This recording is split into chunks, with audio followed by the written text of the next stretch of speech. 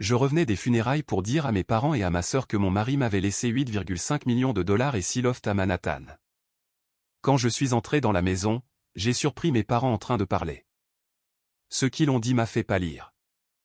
Mon nom est Madison, et le jour où j'ai vu des policiers passer des menottes métalliques froides au poignet de ma mère, tandis que je tendais calmement au procureur un enregistreur vocal rempli de ces mensonges chuchotés, j'ai compris ce que la justice ressent.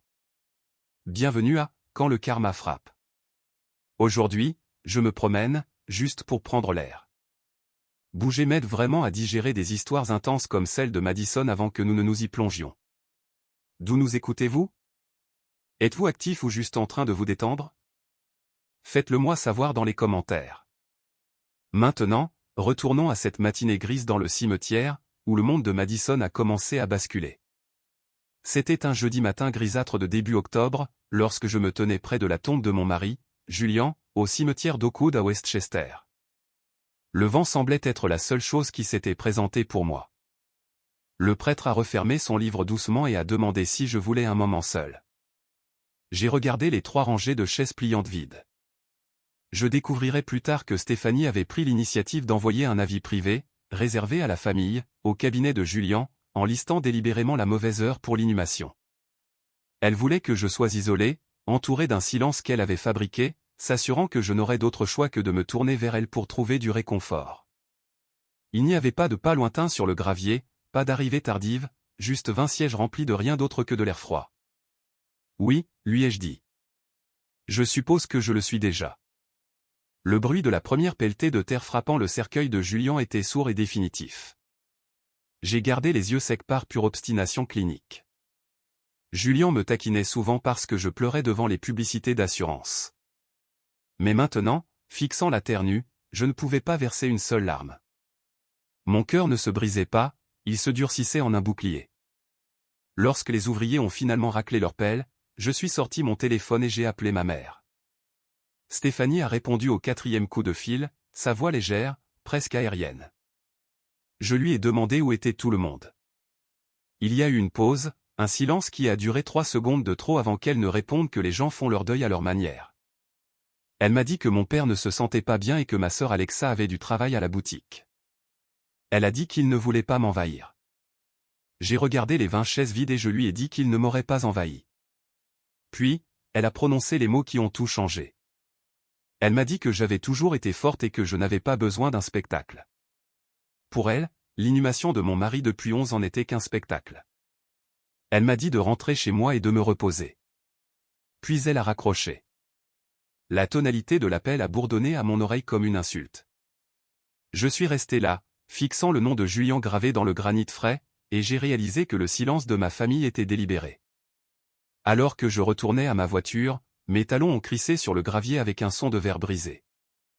À mi-chemin du parking, un SMS d'Alexa est apparu. Maman a dit que les funérailles se sont bien passées. Rappelle-nous plus tard.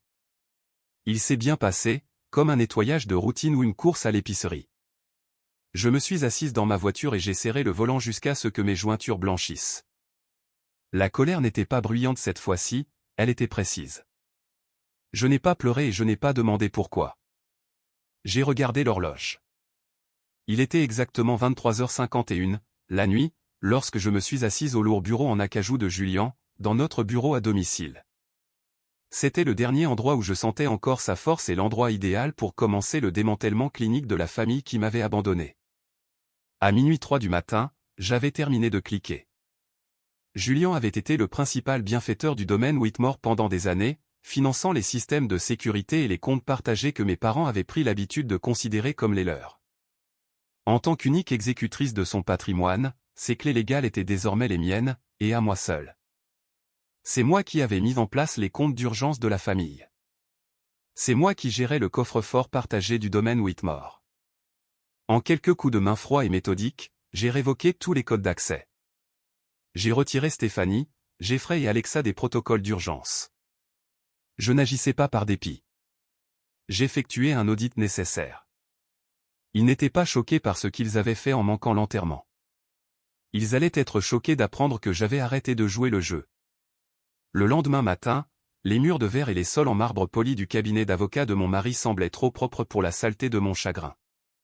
J'ai franchi les portes de Clemens & Rowe, l'air sentant le citron et le silence coûteux. Je n'étais pas là pour une épaule sur laquelle pleurer, j'étais là pour un bilan. Monsieur Thomas Garrett s'est levé quand je suis entré, ses cheveux argentés soigneusement peignés, son expression aussi illisible qu'un contrat. Julien lui avait confié tous ses secrets, et aujourd'hui, il allait me les remettre. Nous avons parcouru les formulaires de routine, d'abord les autorisations pour l'inhumation, les papiers d'assurance, les formalités habituelles. Ma signature ressemblait à celle d'une étrangère sur la page, mais je n'ai pas laissé ma main trembler.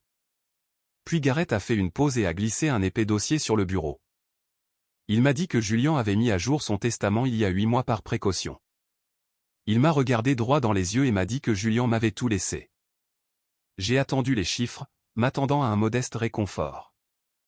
Au lieu de cela, il a commencé à énumérer des biens, 6 lofts de luxe à Manhattan, tous générant des revenus locatifs de premier ordre, une villa privée dans les Hamptons, entièrement payée, et le cabinet de conseil, bien sûr. J'ai senti l'air quitter la pièce. J'avais pensé que nous étions à l'aise, mais Garrett m'a dit la vérité, j'étais désormais la seule propriétaire d'un domaine évalué à 8 500 000 $. Le chiffre a frappé le bureau comme du verre qui tombe. Pourquoi Julien ne m'avait-il pas dit? Garrett a expliqué que Julien voulait que je sois en sécurité, complètement en sécurité. Il avait utilisé une phrase qui m'a fait hérisser les poils sur le bras, « Si jamais quelque chose m'arrive, je veux que Madison soit protégée de tout le monde. » De tout le monde, pas seulement des étrangers, mais des personnes même qui étaient censées être de mon sang. Alors que je fixais les documents, un souvenir a jailli, un compte clinique sombre de la dernière décennie. J'avais été l'investisseur silencieux dans la version Whitmore de la famille pendant des années. C'est moi qui avais tranquillement transféré 50 000 $ pour renflouer les entreprises en faillite de mon père Jeffrey, pendant qu'il me faisait la leçon sur la responsabilité financière. C'est moi qui avais signé le bail de la boutique d'Alexa quand aucune banque ne voulait d'elle. Ma compassion avait été un luxe qu'ils avaient surexploité pendant une génération. Vous vous demandez peut-être pourquoi je suis retourné dans ce domaine de Westchester après qu'il m'ait laissé seul au cimetière. C'est une question qui hante les survivants de foyers toxiques. Je suis revenu parce que j'étais piégé par un ensemble de chaînes invisibles. Ma thérapeute appellerait cela plus tard une impuissance apprise, une cage psychologique où l'on retourne sans cesse à la source de sa douleur parce qu'on a été entraîné à croire qu'il n'y a pas d'autre foyer. J'avais passé 31 ans à essayer de gagner un amour strictement conditionnel. Et ce soir-là, en rentrant dans leur couloir parfumé au citron, je cherchais toujours un sanctuaire qui n'existait pas. J'ai signé l'autorisation de transfert final d'une main froide et ferme. Je n'étais plus la fille en quête d'approbation. J'étais la seule bénéficiaire d'une forteresse. Garrett m'a averti que de telles nouvelles ne resteraient pas silencieuses longtemps, et il m'a conseillé de le consulter avant de prendre toute décision familiale. J'ai rassemblé les papiers dans mon sac et je suis sorti dans le bruit de la ville. Je ne me sentais plus triste, je me sentais comme un bilan qui avait enfin été réglé. J'ai emménagé de nouveau dans le domaine de mes parents cette nuit-là. La maison sentait exactement la même chose, le nettoyant au citron et le pot-au-feu lourd, une odeur qui signifiait autrefois la sécurité, mais qui ne sentait plus qu'une embuscade. « Viens rester avec nous un moment, Madison. » Ma mère avait insisté au téléphone. « Tu ne devrais pas être seule dans cette grande maison. » Cela ressemblait à la compassion d'une mère, mais je savais maintenant que ce n'était qu'un relogement stratégique. Je me tenais pieds nus dans le couloir sombre, près de minuit, ma valise toujours à la main, quand j'ai entendu leur voix venant de la cuisine. Ma mère, Stéphanie, se tenait près de l'évier, sa silhouette nette et prédatrice sous la lumière suspendue. Mon père, Jeffrey, était assis à table, les épaules voûtées. Une fois que le médecin la déclarera inapte, nous prendrons le contrôle, a chuchoté ma mère. Mon sang s'est glacé, mais mon esprit est resté clinique. Elle ne saura pas ce qui l'a frappé. Mon père a éclairci sa gorge, sa voix basse et inquiète. Sommes-nous sûrs que c'est nécessaire, a-t-il demandé. Ma mère a rétorqué, bien sûr que oui. Elle a dit que j'avais hérité de 6 lofts à Manhattan et que je ne pouvais pas gérer ce genre de responsabilité dans mon état fragile. Il savait qu'une signature de médecin ne pouvait pas contourner un juge pour toujours, mais c'était la clé légale dont ils avaient besoin pour une garde psychiatrique d'urgence de 72 heures. Au cours de ces 3 jours, pendant que je serais enfermé pour ma propre sécurité, il prévoyait de déposer une demande de tutelle temporaire. Au moment où je pourrais même demander un avocat, les serrures de ma vie seraient déjà changées. Elle est instable, a continué ma mère. L'instabilité émotionnelle est facile à documenter.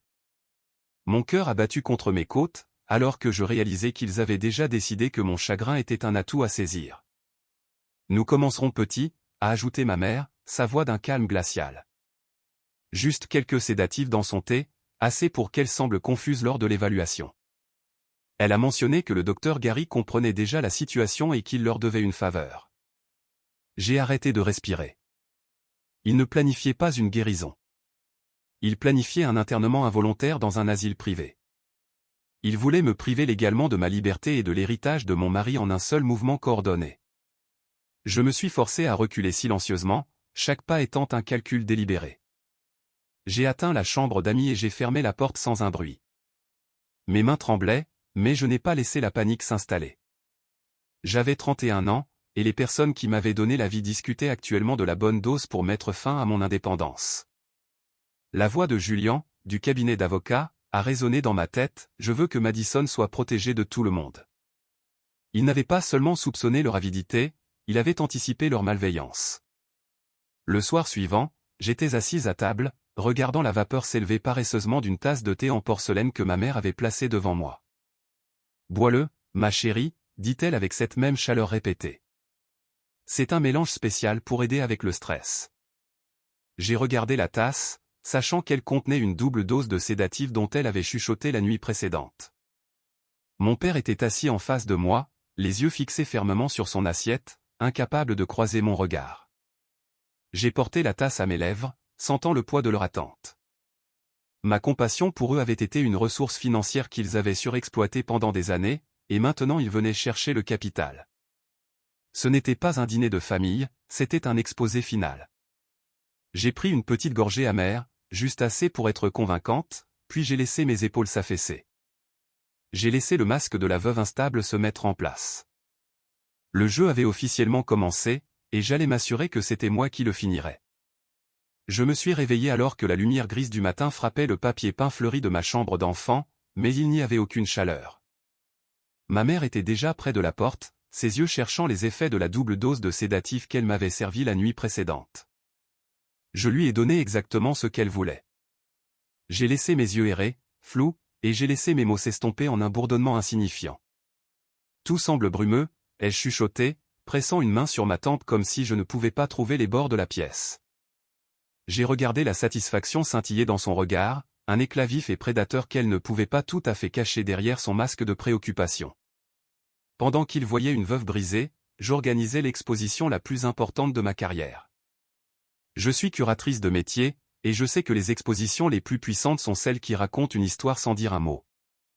Dans les moments calmes où il pensait que je faisais la sieste, j'étais dans la salle de bain d'invités avec un téléphone secondaire que j'avais gardé caché dans ma trousse de maquillage.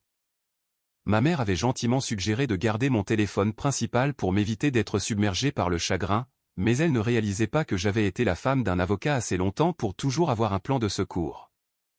J'ai contacté Garrett et j'ai autorisé l'activation de l'interrupteur homme-mort. Julian l'avait conçu comme un audit médico-légal automatisé, un marteau numérique qui se déclencherait la seconde où mon état de santé serait officiellement modifié, ou si j'étais hospitalisé sans la supervision directe de Garrett. C'était une police d'assurance contre les personnes même qui m'apportaient maintenant du thé et de la fausse sympathie. À 1h17 du matin, je me suis glissé hors du lit, me déplaçant avec le silence d'une ombre. Le couloir sentait le nettoyant au citron et les vieux, lourds mensonges. Je me suis dirigé vers la bouche d'aération juste à l'extérieur de la suite parentale de mes parents. La grille métallique était froide et mordante contre mes paumes. J'ai dévissé la grille avec précaution, grimaçant au léger frottement du métal, et j'ai sécurisé l'enregistreur numérique. Je l'ai pressé fermement dans le conduit avec du ruban adhésif double face, puis j'ai remplacé la grille, mes mains aussi fermes que si je manipulais une relique fragile. Plus tard dans la journée, la sonnerie de la porte d'entrée a retenti dans la maison comme un avertissement. Le docteur Gary était arrivé, le médecin de famille qui était prêt à troquer son éthique médicale contre une part du domaine de 8 500 000 $. J'étais à moitié affalé sur le canapé du salon, jouant le rôle de la fille endormie et endeuillée, tandis que l'enregistreur captait chacun de leurs mots. La prochaine fois, doublez la dose. J'avais déjà entendu ma mère chuchoter sur le premier enregistrement. Maintenant, je capturais le deuxième acte, la coordination avec le médecin pour falsifier mon évaluation. Ils croyaient que j'étais une marchandise à liquider, un fardeau ingrat qui ne méritait ni les lofts ni la villa. Mais ils avaient tort. Ce n'était pas un effondrement, c'était un calcul impitoyable. Dans ma poche, mon téléphone a vibré une fois, un message de Gareth m'informant que l'audit progressait. Ma mère m'a brossé les cheveux du visage d'un toucher clinique et froid. « C'est bon, ma chérie », a-t-elle menti, sa voix mielleuse et épaisse. « Nous allons arranger ça. » J'ai laissé ma tête rouler sur le côté, les paupières papillonnant, et j'ai chuchoté un faible merci. Je ne la remerciais pas pour le thé ou les soins, je la remerciais d'être si négligente au point de penser que j'étais toujours la même fille qu'il pouvait réduire au silence. Tout est resté silencieux pendant des jours. Mais dans ma tête, leurs mots résonnaient sans cesse, les chuchotements calculés sur les dosages, les discussions avides sur les lofts de Manhattan, la façon clinique dont ils discutaient de la fin de ma liberté. Je me suis assise dans mon bureau de musée, l'air sentant le vieux papier et la conservation, tandis que mon ordinateur portable brillait d'un autre genre de lever de soleil, celui fait de faits, de chiffres et de châtiments silencieux. Gareth avait envoyé les résultats cryptés de l'audit médico-légal, et alors que je faisais défiler les fichiers, la dernière pièce de la façade de ma famille s'est brisée. Il n'avait pas seulement attendu la mort de Julian pour s'emparer de ma vie. Il se nourrissait de moi depuis des décennies. L'audit a révélé une extraction systématique de 1 500 000 $ de mon fonds fiduciaire d'enfance, de l'argent destiné à mon éducation et à ma sécurité que Stéphanie et Jeffrey avaient siphonné à travers un réseau complexe de sociétés écrans et de dépenses falsifiées. J'ai ressenti une ironie amère dans ma propre cécité. En tant que conservatrice, je passais ma vie à vérifier la provenance d'artefacts vieux de plusieurs siècles. Pourtant, je n'avais jamais remis en question la provenance de mon propre héritage. Pendant 26 ans, mon père m'avait fourni des relevés annuels officiels sur du papier à en-tête de fiducie falsifiée, montrant une croissance constante et modeste. Je n'ai pas manqué de regarder, j'ignorais simplement que je regardais un chef-d'œuvre de falsification familiale. Toute mon éducation avait été une pièce financière, un investissement à long terme qu'ils avaient liquidé, un mensonge à la fois. Je n'étais pas leur fille, j'étais un compte bancaire qu'ils avaient mis à découvert depuis que j'avais 5 ans. Je me suis frotté les yeux, essayant de me rappeler le regret, mais il n'y avait que de la clarté. Ce n'était pas une dépression, c'était un bilan. J'ai alors réalisé la profondeur de l'illusion dans laquelle ils vivaient, ce que j'appelle maintenant l'illusion du pouvoir du portefeuille vide. Mes parents étaient obsédés par les lofts de luxe de la villa des Hamptons, parce qu'ils n'avaient aucune valeur interne sur laquelle s'appuyer. Ils croyaient que jeter de l'argent sur leurs problèmes les rendait importants. Mais l'audit a prouvé qu'ils étaient en fait en faillite dans tous les sens qui comptaient. Leur statut était un costume qu'ils avaient loué avec mon avenir volé. Ils me considéraient comme une marchandise à gérer parce que dans leur monde, les gens n'existent que pour être utilisés ou jetés en fonction de leur valeur marchande actuelle. J'ai repensé à toutes les fois où je m'étais senti comme un fardeau, les fois où je m'étais excusé de leur coûter de l'argent alors qu'ils vivaient secrètement sur mon capital. Ma compassion avait été un luxe qu'ils avaient exploité jusqu'à ce qu'il ne reste plus que des faits froids et durs. La fille forte qu'ils ne voulaient pas déranger aux funérailles était la même fille dont ils avaient vidé la confiance. Je ne les ai pas appelés pour crier, et je n'ai pas envoyé de SMS en colère. J'ai simplement téléchargé l'audit, l'ai transmis à Marcus Ruiz du bureau du procureur et je me suis préparé pour la dernière exposition. Ils croyaient qu'il n'était qu'à une signature de médecin de 8 500 000 $. Ils ne réalisaient pas que la piste médico-légale qu'ils avaient laissée derrière eux était sur le point de devenir la preuve qui les enterrerait. Je suis retourné dans ma chambre d'enfant ce soir-là, jouant une dernière fois le rôle de la veuve confuse et fragile, tandis que mes doigts traçaient les bords de l'enregistreur numérique caché dans ma poche. L'audit était le coup fatal, et demain, j'allais les laisser appuyer sur la gâchette eux-mêmes. L'air du salon était lourd, comme les instants précédant une tempête massive. J'étais affalé contre les coussins de velours du canapé, mon corps lourd et mon regard fixé sur un point dans l'air qui n'existait pas. Ma mère, Stéphanie, était assise au bord du fauteuil, les mains serrées, tandis qu'elle regardait le docteur Gary sortir un porte-documents de son sac en cuir. Il s'est agenouillé à côté de moi, la lampe stylo à la main coupant l'obscurité de la pièce. Il m'a demandé quelle année nous étions, et j'ai fait une pause, laissant mes paupières flotter. 2026, ai-je chuchoté. Même si je connaissais parfaitement la date, je lui ai dit que c'était mars. C'était en fait octobre. Mon père, Jeffrey, parcourait le périmètre du tapis, c'est pas un martèlement nerveux et rythmique. Il a dit au médecin que je me détériorais rapidement. Le docteur Gary a hoché la tête, son expression soigneusement arrangée en un masque de préoccupation professionnelle, et a commencé à remplir les formulaires, le certificat d'incapacité temporaire et la recommandation de tutelle financière supervisée. Stéphanie s'est penchée en avant, les yeux brillants d'une joie prédatrice qu'elle ne pouvait pas réprimer. Elle mesurait déjà mentalement les fenêtres de mes lofts à Manhattan, calculant la valeur de 8 500 000 $. Elle a demandé si c'était suffisant. Le docteur Gary a répondu doucement que ce le serait compte tenu de mon récent deuil et de la confusion observable. J'ai laissé ma tête rouler sur le côté et j'ai chuchoté à ma mère de m'aider. Elle m'a caressé les cheveux, son toucher comme de la glace. Elle m'a dit qu'elle s'occupait de tout. Puis le bruit du stylo du docteur Gary grattant le bas du formulaire a rempli la pièce comme un coup de feu. C'est à ce moment-là que je me suis redressé. Le brouillard a disparu de mes yeux et la faiblesse de ma posture.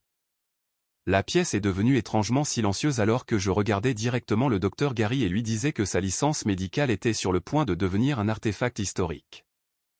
Ma mère a halté, sa main s'est portée à sa poitrine dans une démonstration théâtrale de choc. « Vous nous avez dupés » a-t-elle hurlé. Je ne lui ai pas répondu. Au lieu de cela, j'ai fouillé dans ma poche et j'ai sorti l'enregistreur numérique. J'ai appuyé sur lecture. La pièce s'est soudainement remplie de sa propre voix, claire et froide, discutant de la double dose de sédatifs dans mon thé et de la façon dont elle prendrait le contrôle une fois que le médecin me déclarerait inapte. Mon père s'est figé au milieu d'un pas, son visage perdant toute couleur. Puis la porte d'entrée a éclaté, main où nous pouvons les voir. L'ordre a résonné dans la maison.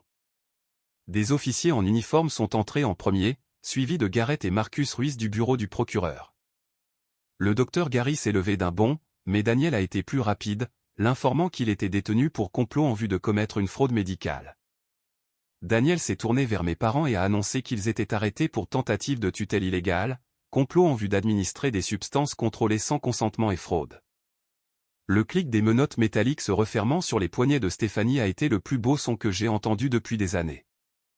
Elle m'a regardé, ses yeux brûlants d'un mélange de haine et de terreur, et m'a dit que je le regretterais. J'ai rencontré son regard sans cligner des yeux. Je lui ai dit que non. Mon père m'a regardé alors que l'officier lui serrait les poignets, son visage froissé par une incrédulité soudaine et pathétique. Il m'a dit que j'aurais pu leur parler. Je lui ai rappelé que j'avais essayé de leur parler au cimetière, mais qu'ils ne s'étaient pas présentés. Je leur ai dit à tous les deux que j'avais demandé une mère et un père, mais qu'ils avaient choisi d'être des prédateurs à la place. Alors qu'ils étaient emmenés vers les lumières rouges et bleues clignotantes qui peignaient la nuit de Westchester, j'ai réalisé que je n'avais pas seulement protégé mon héritage, je m'étais enfin protégé moi-même. 2 semaines après les arrestations, je me tenais pieds nus sur le pont de la Villa des Antons, regardant l'Atlantique déferler comme s'il avait tout le temps du monde. Le processus juridique avait commencé rapidement. Des accusations ont été déposées, des licences médicales ont été suspendues et des dates d'audience ont été fixées. Je n'ai pas assisté à l'audience préliminaire, car je n'avais pas besoin de les revoir si tôt. Au lieu de cela, j'ai tranquillement fait mes valises et j'ai quitté la maison de mes parents avec une seule valise et 0 regret. La villa était plus petite que dans mes souvenirs, avec des volets blancs et de larges fenêtres donnant sur l'océan. Julien avait toujours dit que ce serait notre « un jour ». Et je suppose que ce « un jour » est arrivé différemment de ce que nous avions prévu. Alors que le ciel virait alors puis au violet, j'ai réalisé que le chagrin ne m'étouffait plus, il était pur. Je n'étais pas un bien à gérer, et l'héritage de mon mari non plus. L'affaire a progressé rapidement car les enregistrements ne manquent pas et les traces écrites n'oublient pas. Le docteur Gary a perdu sa licence de façon permanente. Mes parents, Jeffrey et Stéphanie, ont finalement accepté une négociation de peine qui comprenait une probation, de lourdes amendes et des restrictions permanentes les empêchant de demander à nouveau une tutelle. Ma sœur Alexa a déménagé hors de l'État, et nous n'échangeons désormais que des SMS brefs et prudents. Certains ponts brûlent silencieusement, et j'ai choisi de ne pas les reconstruire. Au lieu de cela, j'ai utilisé mes ressources pour construire quelque chose qui comptait. L'un des lofts de Manhattan est maintenant le centre de ressources Julian Harper, un lieu pour les femmes confrontées à la coercition financière et aux abus juridiques. J'ai réalisé que je n'avais pas seulement survécu à une trahison, j'avais reconnu un schéma. Maintenant, je passe mon temps à enseigner aux autres la sensibilisation juridique et le pouvoir de l'influence. J'ai compris que vous n'avez pas besoin d'une foule pour récupérer votre pouvoir, vous avez juste besoin de clarté. Pour ceux d'entre vous qui se sont toujours sentis à la limite ou qui ne correspondaient pas tout à fait au récit parfait de leur famille, je veux que vous sachiez que vous n'êtes pas seul. La famille est un choix que nous faisons chaque jour, pas un contrat d'esclavage signé dans le sang. Il y a un an, je me tenais près d'une tombe, pensant que j'avais tout perdu. Mais la perte ne vous efface pas, elle vous révèle. L'absence de mon mari n'est plus une plaie ouverte, c'est le fondement de la femme que je suis devenue. Je suis toujours là, et pour la première fois depuis longtemps, je ne survis pas seulement, je recommence. Si vous avez déjà dû tenir tête à quelqu'un qui vous a sous-estimé, racontez-moi votre histoire dans les commentaires. D'où nous regardez-vous? Rappelons-nous que nous ne sommes jamais vraiment seuls. Partagez ceci si vous croyez que la justice, aussi tardive soit-elle, trouve toujours son chemin.